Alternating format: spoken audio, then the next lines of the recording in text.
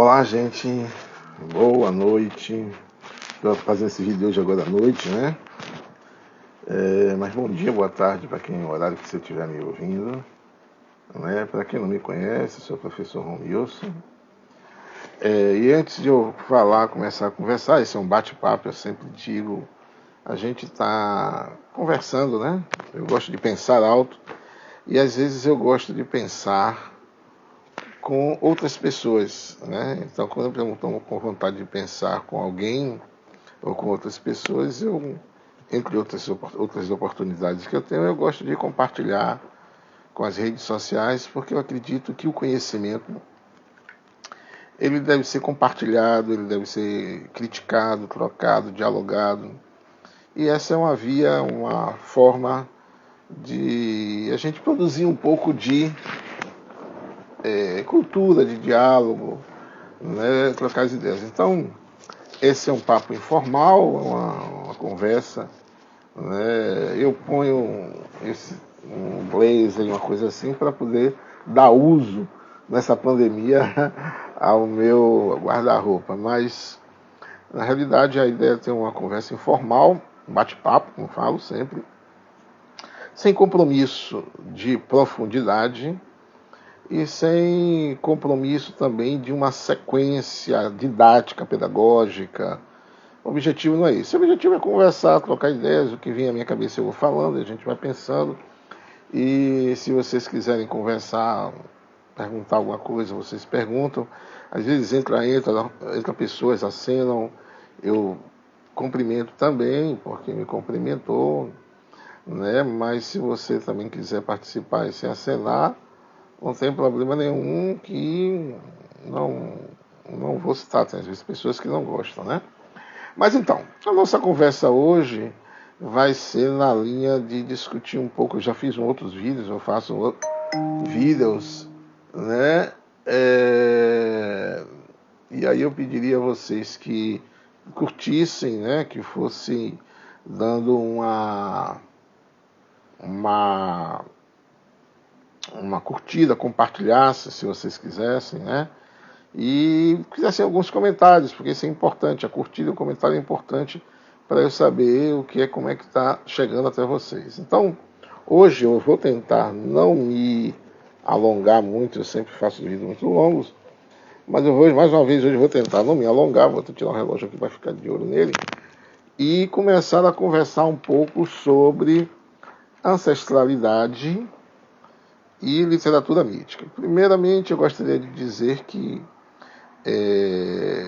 como venho de uma tradição judaico-cristã, então eu vou fazer referência muito. Olá, Rosana querida, beijo, está aí me prestigiando. Então, veja só. Então, hoje eu vou falar sobre isso, né? Sobre essa questão, como eu tenho essa tradição judaico-cristã, eu vou me concentrar muito na literatura bíblica, mas não apenas. Porque a ancestralidade é um tema que passa por várias pessoas, e por várias religiões, vários grupos, por cada pessoa, inclusive, né? Porque cada pessoa tem uma ancestralidade, quer seja genética, quer seja uma ancestralidade por identificação, né? Na construção da sua identidade, ou das suas identidades. Então, as religiões de matriz africana, por exemplo, trabalham com essa ideia de ancestralidade.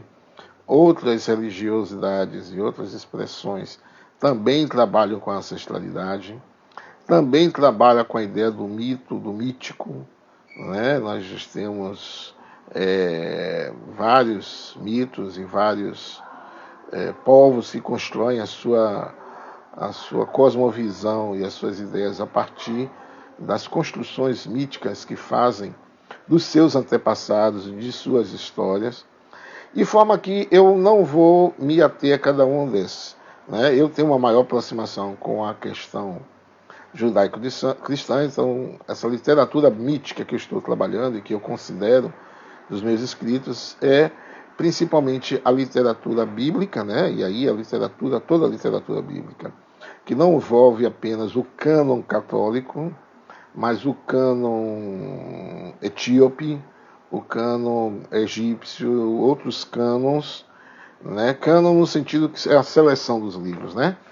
Então, o cânon evangélico e vários cânons vários cânon que existem, né, na seleção dos livros. E alguns então tem livro de Judite, Tobias e tal. Então, tudo isso eu estou chamando, e mais ainda os textos maçoréticos, as tradições judaicas. Então, a literatura mítica que eu estou chamando é essa literatura mítica específica e que também recebe influência e sofre influência da literatura egípcia. Haja visto o fato que Moisés era um egípcio, né? Boba Ana, beijo querido, pessoal que vai passando aqui, beijo para vocês. Então, veja só, então quando eu estou falando literatura mítica, eu estou falando essa literatura. Então tem dois aspectos aí. Primeiro que uma literatura, então recebe influência das teorias literárias, né? Boa noite, queridos, boa noite, queridas que estão passando aí, certo? Então recebe influência das teorias literárias, né? Beijo, gente, beijo. Recebe influência das teorias literárias, né? E da própria concepção de literatura, né? Das figuras de linguagem, dos processos históricos, da construção do discurso e toda a influência da literatura que tem aí.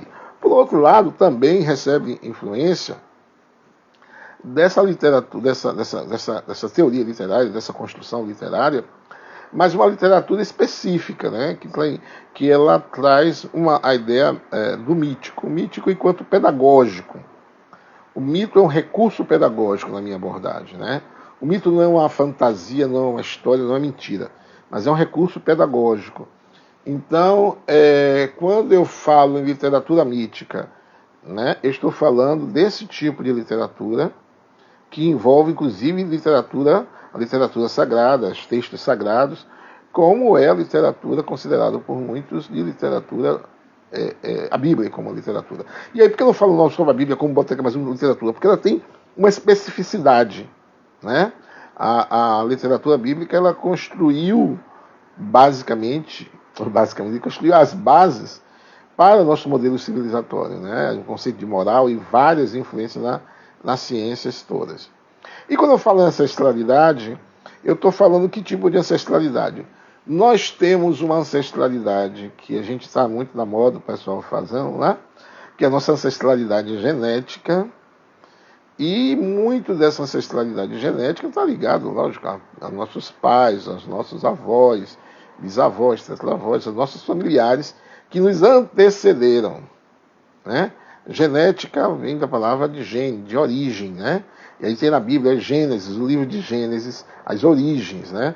Então, um grande mistério é saber as origens. E como é, então, que eu articulo, como é que eu caso essa Gênesis, né? Essa genética, essas origens, com a literatura bíblica? Assim fica fácil, né?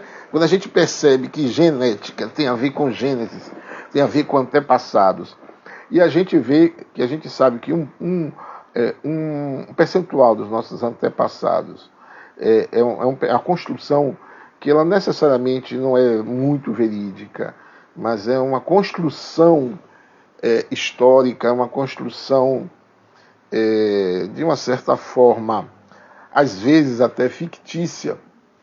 A gente começa a perceber que essas tradições, essas construções que chegam até a gente, né, e essa ancestralidade genética é um pouco mítica também, né? Um pouco, você vai pensar, você vai falar dos nossos Neandertais, Homo sapiens, quando há uma construção, né, dos hominídeos a partir de arcadas, que é a arqueologia, né, a antropologia, a paleontologia, que ela coleta aqueles fósseis, né, e a partir da construção dos fósseis são construídas histórias, são construídas personagens, são completadas determinadas coisas. E há generalizações. Então a gente pode perceber que essa nossa discussão ela perpassa por esses aspectos. Então, os aspectos que são, de uma certa forma, construções, né, às vezes simbólicas, né, como a gente vai ver, né, são símbolos, que necessariamente não existiram. Alguns existiram, outros não existiram. Algumas histórias são ampliadas, são modificadas, são exageradas, porque tem as figuras de linguagem nos textos e em toda a representação. Então, a gente vai observando esses aspectos quando a gente fala em ancestralidade e literatura mítica. Aí quando a gente fala em ancestralidade também, na parte não podemos esquecer a dimensão da biologia, né, que ela é importante na biologia, e os aspectos genéticos e epigenéticos dessa ancestralidade, dessa construção ancestral. Mas então, como é que a gente pode começar a pensar essa ancestralidade na literatura mítica? Então, uma das coisas que é importante a gente perceber também, então, são as fronteiras, né? As fronteiras que existem entre as culturas e entre as famílias e as origens familiares. Às vezes eu vejo na internet as pessoas dizem assim, eu tenho tantos por cento europeu, tantos por cento africano. Eu acabei de assistir um vídeo, um rapaz dizendo que minha ancestralidade é muito portuguesa, espanhola e tal. E quando, na realidade, quando eu pelo menos estou trabalhando e trabalho com essa dimensão da ancestralidade, eu vou um pouquinho mais atrás. A ancestralidade, ela influencia na área da saúde, né, nas doenças, da genética. Né? Quando eu estou falando de genética, gente, eu sempre estou pensando em ancestralidade, em origens. Não é o avô, o bisavô, o tetravô, é também, mas principalmente os nossos antepassados, né, que não alcançam a nossa memória consciente. São arquétipos, são símbolos que são construídos ou conscientemente, inconscientemente, mas também são, digamos assim, são marcas epigenéticas que estão presentes no nosso tipo sanguíneo, na nossa predisposição a determinadas doenças, na nossa predisposição a um determinado comportamento, a um determinado perfil, como nós vimos no vídeo anterior. Se você não viu o vídeo anterior, veja esse vídeo anterior, que ele é legal para a gente pensar algumas coisas também. Então a gente começa a perceber que a ancestralidade ela não pode estar apenas ligada a essas dimensões da família, as dimensões do pai, do avô, do tio, da região onde você vê. Até porque há muitas misturas, ocorrendo muitas misturas. Então, as misturas ocorrem desde os tempos bíblicos, desde antigamente, bem antigamente, desde 3.000, 4.000, 5.000, 7.000 anos antes de Cristo. As trocas já ocorriam.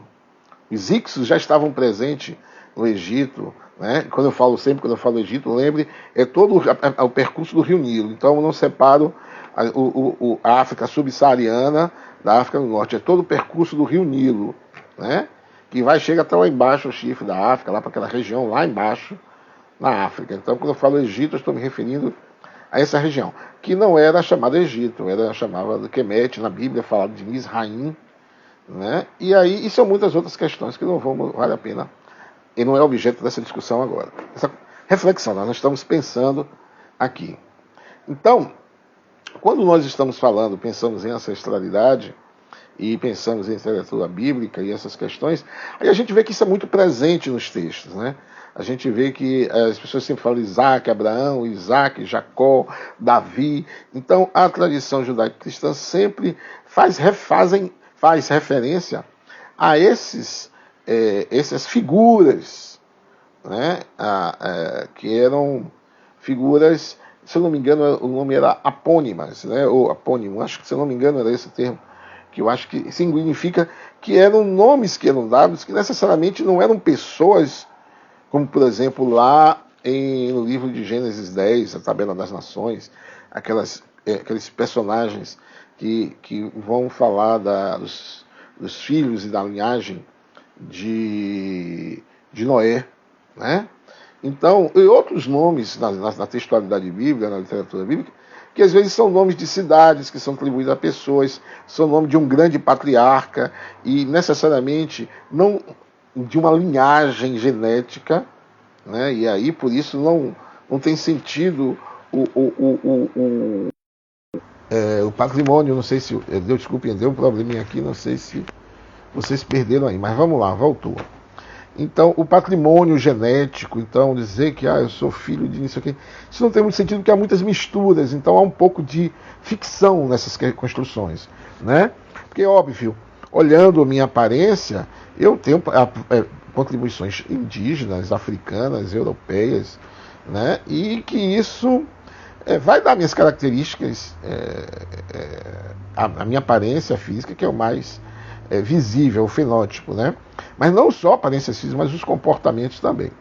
Então, essa genética, a primeira coisa que a gente tem que desconstruir é que não tem essa genética pura. Há muitas misturas. Antigamente ainda se achava que havia a pureza entre o Homo sapiens e o Homo neanderthalis e que não tinha, né, haver essa mistura. Pode sim ocorrer essa mistura entre essa ancestralidade, né? Essa ancestralidade, nessa mistura entre neandertais e homo sapiens que se misturaram, né? E essas misturas, elas construíram esse homem moderno, homo sapiens sapiens, né? Então a mistura genética desses grupos de hominídeos, o Denisovan, né, que eram mais... Não eram apenas isso, a gente tem vários, né, Homo habilis, a gente tem toda uma história de grupos de humanos, de hominídeos e de parentes, né, que se misturam em nossas ancestralidades, na área primitiva, logo há 200 mil anos atrás. Então, e essas construções são perpassadas. Então é muito difícil pensar isso. Lógico que a gente sabe que o DNA é difícil, as mudanças radicais, mas existem marcas epigenéticas, existem mudanças, né, que são construídas a partir do ambiente e das condições, dessa ambiência de vida, né, clima e uma série de outras condições de vida, desde escassez, clima, relevo, uma série de outras questões que vão, a partir de milhares de anos, 200 milhões de anos, vão alterar, né, a marcação genética desses hominídeos, né? E a evolução não é única, né, linear, como eu imagino. Então, pensar nessa ancestralidade é pensar essas misturas que ocorreram desde a nossa... que formaram este homem moderno, esse homem, como eu falo, homem e mulher, né? Esse homem moderno e as diferentes influências que ocorreram na constituição física, moral, comportamental, racional, biológica, fisiológica dos diferentes povos nas diferentes regiões. É obviamente que um povo que tem uma maior presença nas regiões frias, a Alemanha, a Rússia e aquela região lá, vão desenvolver, inclusive por questões da relação com o ambiente, características físicas, comportamentais e também atitudinais e maneira de pensar que está muito ligado àquela região, à experiência daquele grupo, naquele lugar, naquele momento, né? E essas ancestralidades, elas vão influenciar também, ou vão ser influenciadas também pelos processos migratórios, né, que a gente vai ter, pelos processos de colonização, pelo processo perverso de estupro, invasão, apropriação, e o que faz com que essa ancestralidade e que a gente descubra ou identifique essa linhagem de forma muito rígida, não tem sentido, né? Não tem sentido a gente discutir. Então, de uma certa forma, essa ancestralidade, de uma certa forma, é uma ancestralidade mítica, certo? Eu repare que eu não estou desconsiderando todos os outros aspectos. Por isso eu coloquei um monte de informações dizendo que existe, no outro vídeo eu também já falei, a ancestralidade é uma área transdisciplinar, né? E aí vai da teologia, filosofia, antropologia, paleontologia, história, biologia, biogeografia, bioeconomia, biofísica e todas as dimensões para a gente compreender o que é esse ser humano, quem somos nós, ou o que nós nos tornamos. E essa literatura mítica pode nos ajudar a fazer isso, né? Então, e aí, volto a dizer, como eu sempre digo, é uma conversa informal, é um bate-papo, eu gosto de pensar com vocês, então resolvi pensar e estou pensando junto, né? E a gente vai pensar junto algumas coisas, certo? Então, essa dimensão que eu estou falando, que eu chamo de literatura mítica, né? É o que vai trazer um pouco desta construção também que é feita. E aí eu volto a dizer, né, como eu ia dizendo antes. Quando eu falo literatura mítica, não é desmerecendo a textualidade bíblica, né, a literatura bíblica. Considero ela um texto, sou de tradição cristã, né? Então considero e respeito, né, a literatura, chamo de literatura porque é realmente um texto literário. Ele não pode simplesmente a gente esquecer disso, né? Que tem isso e achar. Apesar de que também é um texto, né? Que são vários momentos históricos. A Bíblia não foi escrito nem por uma pessoa, nem por 40, 50 pessoas. São tradições, são histórias. A escrita do texto é uma coisa. A tradição histórica é outra. O texto, a letra é morta.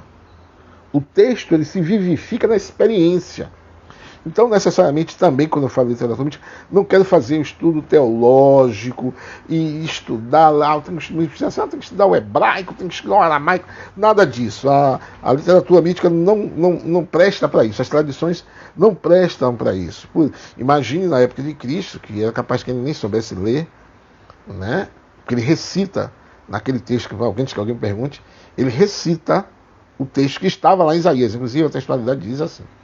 Então, e não era necessário. Se hoje a gente tem difícil, outro pouco é difícil, não era isso, eram tradições, era tradição oral, né? E o texto é feito para pessoas humildes, pessoas simples entenderem.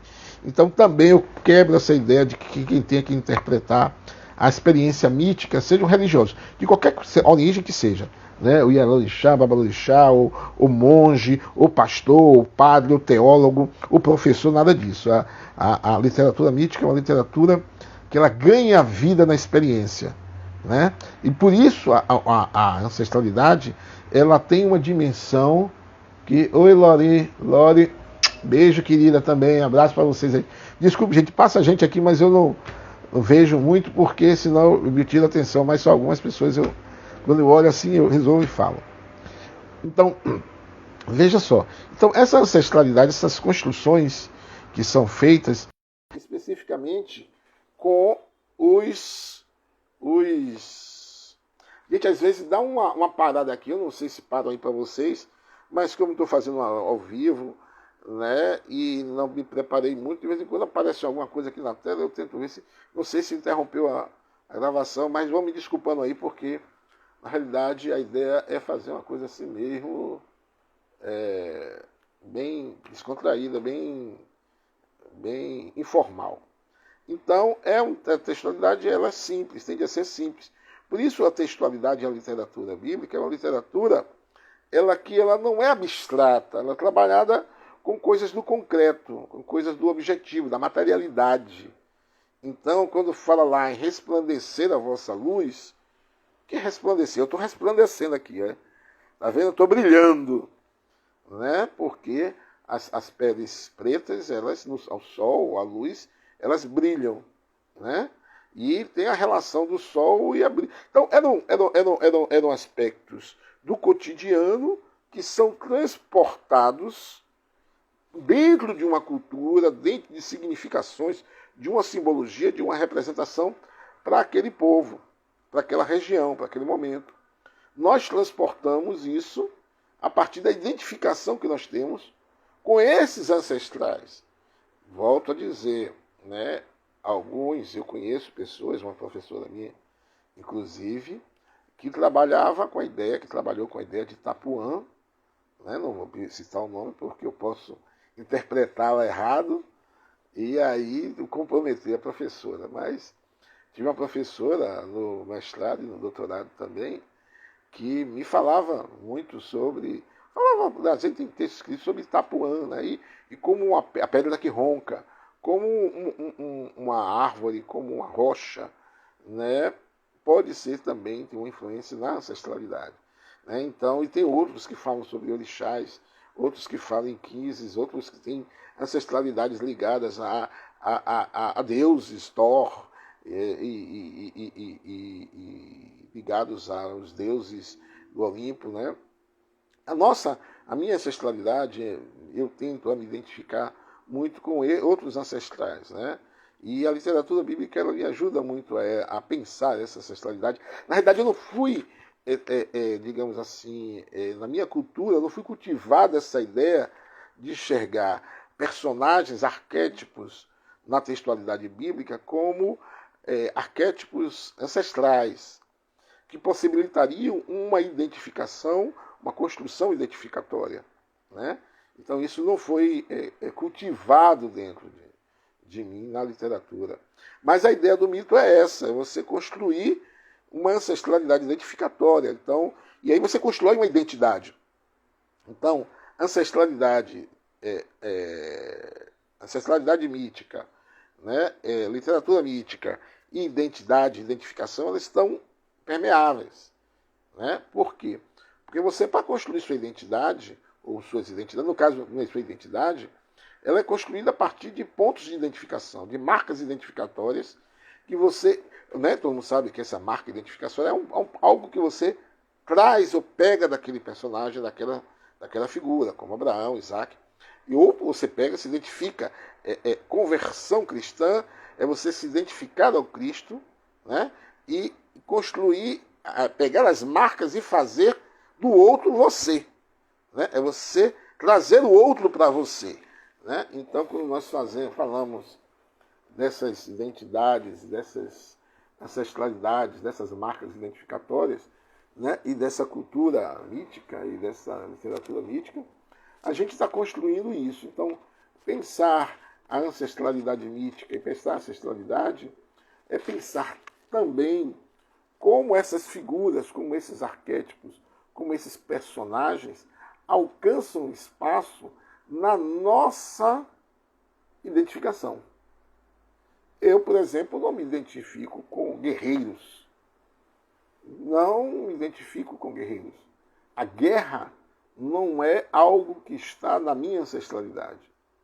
O que está na minha ancestralidade é a mansidão, é a paz, é a justiça, é o equilíbrio, é a harmonia, é o amor, é a misericórdia, é a compaixão. E isso não é a figura que eu me identifico com os guerreiros. Não é que eu me identifico com Aquiles, ou com Hércules, ou com Thor. Né? A minha ancestralidade ela tende a se identificar com a figura, por exemplo, do Cristo, né? Com a figura do pastor, com a figura da ovelha, e não com a figura do lobo, como na área comercial, na área empresarial. Né? O cara, a figura ele é um lobo nos negócios. Não, eu prefiro ser uma ovelha. Né? Ele é um guerreiro. Não, eu preciso ser um pastor de ovelhas. Ele não, o cara é um monstro. Não, eu prefiro ser uma outra representação, né? da alma, da brisa, né? Da tranquilidade e outras questões mais. Então, quando a gente pensa na ancestralidade mítica, e a gente pensa isso na literatura, a gente vai pensar isso. Então, às vezes, eu acho até estranho algumas pessoas se identificarem com uma ideia de um cristão ou de um religioso como um exército. Não, a figura do exército não era como a gente entende isso na época lá. As construções eram de defesa, né? A forma de resistir a determinados ataques. Então, a gente percebe que tem essa ancestralidade na literatura mítica, né? Que tem essa relação de construção de linhagem. Há uma preocupação com a linhagem, né? A figura do pai, né? A figura do pai. O pai representa não necessariamente uma masculinidade, até porque na tradição que constrói isso, nós temos mulheres, né, que eram também guerreiras, que eram líderes, que eram governantes. Aliás, a gente tem no Egito já as figuras de rainhas, de faraós, mulheres. Né?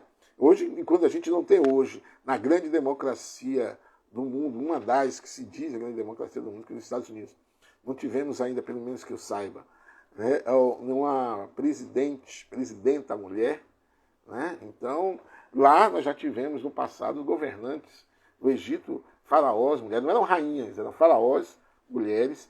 Tivemos juízas lá já na literatura antiga, né, nos textos antigos. Então, essas questões, isso vai produzir uma identificação a uma outra ancestralidade. Uma ancestralidade que não é uma ancestralidade ligada à guerra, não é uma ancestralidade ligada à violência, à agressividade, à competição e a outros aspectos que envolvem os nossos ancestrais. Alguns tentam construir essa ancestralidade a partir da construção das guerras bíblicas, dos textos, da violência, mas não era essa a ideia. Né? E por isso que eu chamo de literatura, porque a identificação e a construção da ancestralidade dentro da literatura é uma identificação outra. Davi, muitas vezes dizem, Davi era um bandoleiro. Não, Davi era um pastor de ovelhas. Né? E ele era manso, ele tocava harpa, ele dançava. Lógico que as circunstâncias levaram ele a outra questão. Mas o que a textualidade quer trazer é isso. Em alguns aspectos, a gente tem que pensar a ver a literatura mítica, não, apesar de ela ser muito da substância, ela trazer representações materiais do cotidiano, do dia, mas ela traz significações. Né? Ela é uma construção, uma tradição que se trabalha com a imaginação, não é com a fantasia, como se colocou. Né? Ela mais resgata memórias, uma memória coletiva. E aí, nesse sentido, a ancestralidade tem a ver com a identidade ancestral, né? E com a identificação ancestral. Então, né, essa ancestralidade ela vai produzir uma identidade em um determinado grupo de identificação. Né? Um determinado grupo com o qual você se identifica. Então, eu não me identifico com um grupo de guerreiros, né? Com um grupo de competição, com um grupo de violência, de agressividade, né? Um grupo da ganância, da ambição, da mentira, do engano. Então, determinadas representações, determinados arquétipos que estão presentes na ancestralidade bíblica, que são representados em arquétipos na ancestralidade bíblica, é que vão produzir essa identificação para alguns, e essa construção identificatória. Então, eu vou começar já a encerrar para não demorar muito nesse vídeo. Quando nós pensamos em ancestralidade, nós pensamos na ancestralidade na literatura mítica, nós estamos pensando nesses e outros aspectos e estamos construindo essa perspectiva pensando não apenas na ancestralidade genética, como a ancestralidade que está aí na moda, né? De ver meus avós, de que gente tem tantos por cento de não sei o quê, eu tenho tantos por cento da África, não. Né? Na realidade, a complexidade, e a gente já viu que não é a genética, que o gene que determina, né? Você tem uma predisposição genética, mas que vem N fatores, vários outros fatores, desde a dimensão social, econômica, a questão racial, étnico-racial, cultural, né? E diversas outras histórias, né? Da sua relação com a escassez, alimentação, uma série de coisas que vão influenciar até na dimensão da expressão de um gene. Um gene pode se expressar ou não se expressar. Né? Uma doença pode se expressar ou não, determinadas coisas ou não, a depender das estratégias que você utiliza para silenciar determinada marca genética ou não. Como a violência também, tem genes da violência. Né? Tem um gene que alguns cientistas colocam que eles terminam caracterizando um determinado comportamento mais agressivo, mais violento, né? Que chamam de gene guerreiro, por isso que eu falo sempre em guerreiro, essa genética guerreira, né? Que não é uma genética africana, a nossa genética, pelo menos na África que eu estou me referindo, que é uma África bíblica, que é uma África que vai ali percorrendo todo o Rio Nilo, e uma África antes dos invasores ictos, dos invasores europeus. Essa é a minha ancestralidade.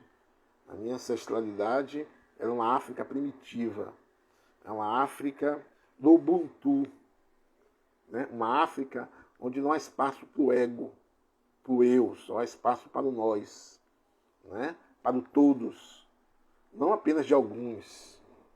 Então, essa construção genética que está presente, né? Eu não vou entrar estou tentando não entrar em polêmicas para deixar para as próximas vezes, né? Mas a gente vai ver que existem marcas que vão apresentar determinadas características ligadas a essa ancestralidade africana. Eu tenho uma ancestralidade africana, inclusive uma ancestralidade não de assim, digamos assim, de conquistador, mas uma ancestralidade de servo. Eu tenho gostado de servir, eu tenho gostado de ser servo, e tenho procurado me identificar, não com a ancestralidade não é de conquistado, não é de subalterno, né? Mas de servo no sentido de pensar no outro, de olhar para o outro, de considerar o outro, né? E manter outro tipo de racionalidade ética e étnico-civilizatória, né?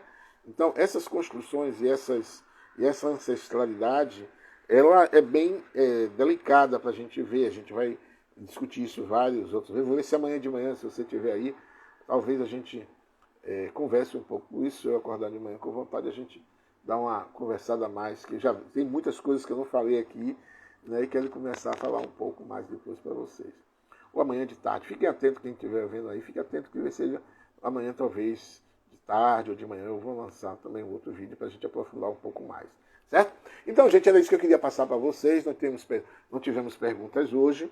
A ideia é justamente essa, que a gente comece a refletir essa ideia da ancestralidade, pensar as possibilidades que ocorrem com essa dimensão, essas dimensões da ancestralidade em diversas áreas. Eu me concentro, como eu falei, mais nessas questões ligadas à literatura bíblica e essa influência, certo?